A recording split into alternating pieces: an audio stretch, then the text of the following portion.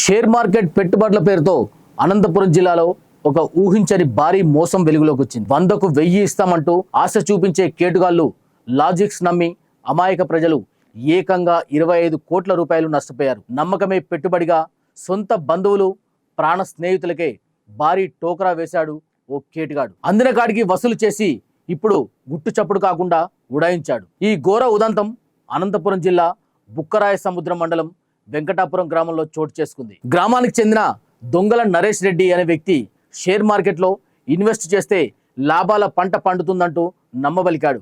మొదట్లో నమ్మకం కోసం 3 రూపాయల వడ్డీ ఇచ్చి ఆ తర్వాత ఏకంగా 10 రూపాయల వడ్డీ ఇస్తానంటూ ఆశ చూపించాడు. దీంతో నరేష్ మాయమాటలు నమ్మిన బంధువులు స్నేహితులు అప్పులు చేసి మరి పెద్ద ఎత్తున పెట్టుబడులు పెట్టారు. డబ్బులు తిరిగి అడగడంతో ఫోన్ను బ్లాక్ లిస్ట్లో పెట్టి పరారయ్యాడు. ఈ కేసులో బాధితుల గోడు వింటే గుండె తరుక్కుపోయే నిజాలు బయటకు వస్తున్నాయి. చిట్టీల డబ్బులు బ్యాంకులో బంగారం తాకట్టు పెట్టి పర్సనల్ లోన్లు తీసుకొని నరేష్ చేతిలో లక్షలు పెట్టి పూర్తిగా రోడ్డున పడ్డామని ఒక మహిళ ఆవేదన వ్యక్తం చేస్తుంది. మరో రిటైర్డ్ ఉద్యోగి తన జీవితకాల సంపాదన అంతా నరేష్ చేతిలో పెట్టి మోసపోయాడు.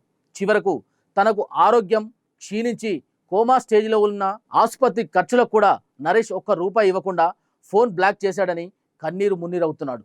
ఇంకొక వ్యక్తి గాజుల శ్రీనివాస్ అనే వ్యక్తి ద్వారా పరిచయమై దాదాపు 30 లక్షల రూపాయలు ఇచ్చి మోసపోయాడు.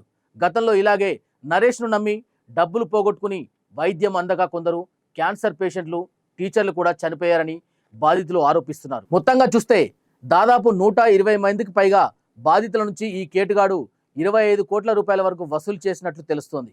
గతంలో ఇదే తరహాలో మోసంలో 3 నెలల పాటు జైలు శిక్ష అనుభవించి బెయిల్పై వచ్చిన వెంటనే నరేష్ బయట తిరుగుతూ మళ్ళీ ఇంతమందిని ముంచేయడం గమనార్హం. ప్రస్తుతం బాధితులంతా కలిసి అనంతపురం 2 టౌన్ పోలీస్ స్టేషన్ ఫిర్యాదు చేశారు. కేసు నమోదు చేసుకున్న పోలీసులు నిందితుడు నరేష్ కోసం గాలిస్తున్నారు. ఈ నరేష్ ఉదంతంపై మీ అభిప్రాయాన్ని కామెంట్ రూపంలో తెలియజేయండి. మరిన్ని క్రైమ్ అప్డేట్స్ కోసం మా ఛానల్ని సబ్స్క్రైబ్ చేయండి. జై హింద్.